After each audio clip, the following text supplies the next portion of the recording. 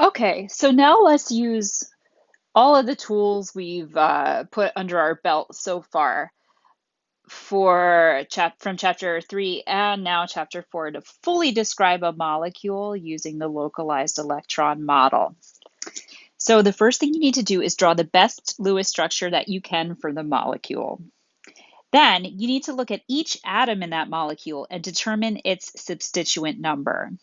You do that by counting up the number of regions of electron density around the atom. So every lone pair would count as one region of electron density, and each bond, be it single, double, or triple, also counts as one region of electron density.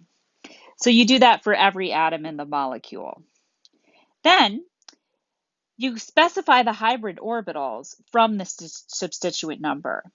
And my VESPER handout on the backside or on page 2 of that handout, you can see which substituent number corresponds to which hybrid orbitals.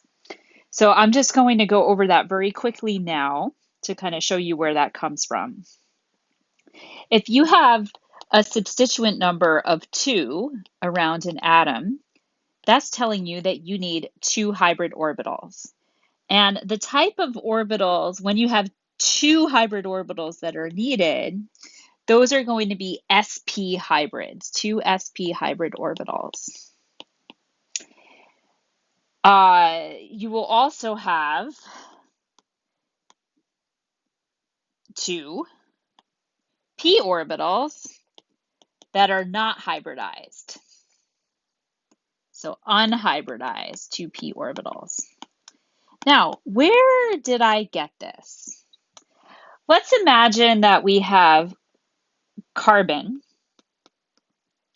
and we will do carbon and carbon dioxide. So carbon with 2 double bonds around it.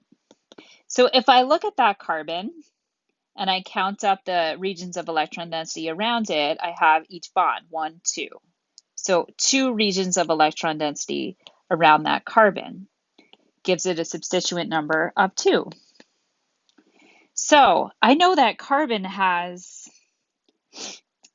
1 2s atomic orbital and then 3 higher energy 2p orbitals. Okay, so I'm imagining carbon on some kind of energy scale with the 2s orbital being lower in energy than the 3 2p atomic orbitals.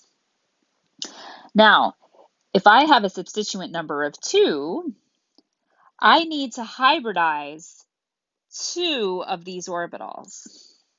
So I'm going to hybridize one of the 2s's with one of the 2p's to get 2 what I'm going to call sp hybrids. The other 2 orbitals are left the same. So nothing happens to those, they're just left unhybridized.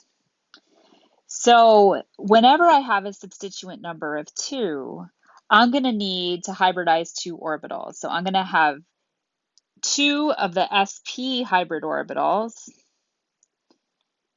and 2 p orbitals that are left unhybridized. Okay, so this can be true regardless of what row you're in. So I could be talking about 2s and 2p or 3s and 3p, etc. down the periodic table. Now, we can do a similar thing for Sn equals to 3. If Sn is equal to 3, I'm going to need 3 hybrids.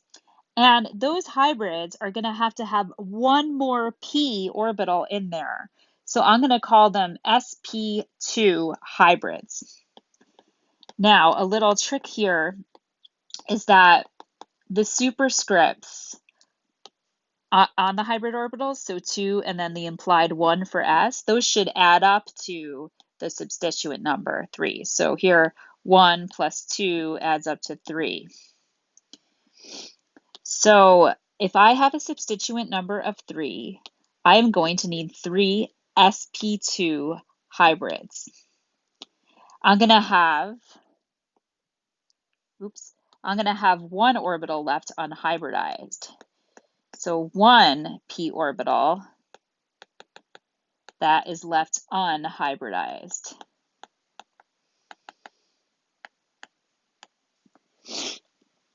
If I have Sn equals to 4, I'm going to need 4 hybrid orbitals. So there, I'm going to need the s orbital and all 3 of the 3p orbitals to get involved.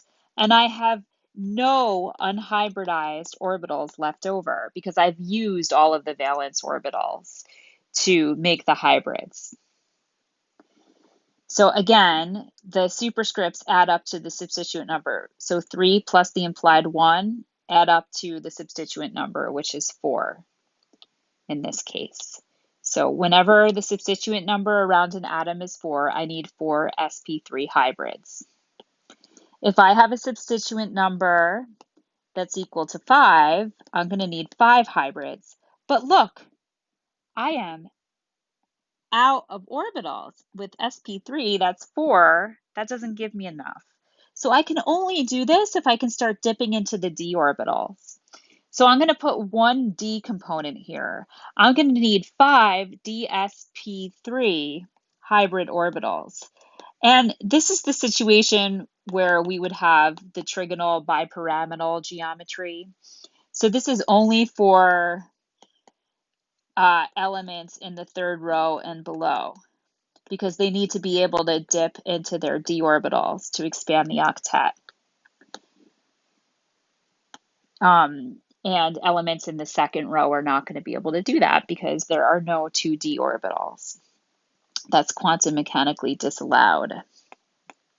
Similarly, for a substituent number of 6, we're going to need 6 hybrids. And now I'm going to need 2d components. So those orbitals are going to be d2sp3 hybrids. And this is what leads to the octahedral geometry when Sn equals 6. So we would just call that hybridization D2sp3.